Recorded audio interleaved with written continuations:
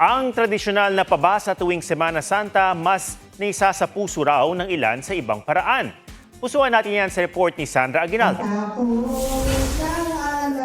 Sa muling pag-alingaw-ngaw ng tradisyonal na pabasa ng pasyon,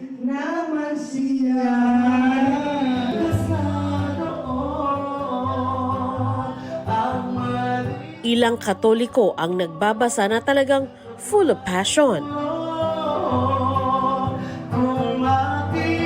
Masigla at tonong tila bago nga sa pandinig ng ilan ang pabasa nila Ara Molar ng Malabon. Pero aniya, bahagi talaga ng marami pang bersyon ng pabasa ang kanyang tono.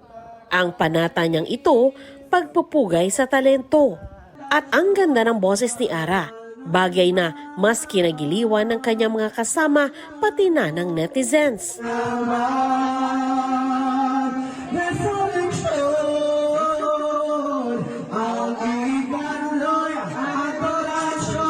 May vibrato, ang panalangin na taos-puso.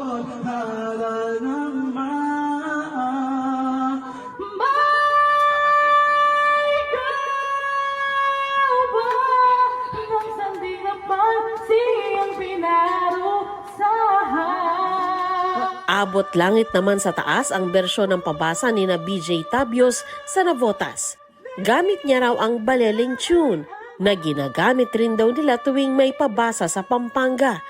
Bumilib pa ang ilan dahil kahit bata, alam niya ang pangmatanda na raw na bersyon.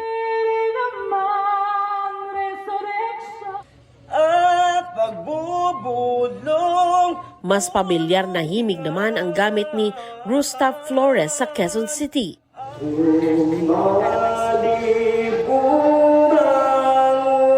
Sa ganitong bersyon ng pabasa, mas marami raw ang nakakasabay at nakakaintindi kahit pa ang mas nakababatang henerasyon.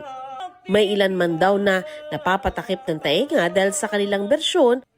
Ang mahalaga sa kanila, mas marami ang makaintindi ng totoong mensahe ng pasyon, ang sakripisyo ni Jesucristo.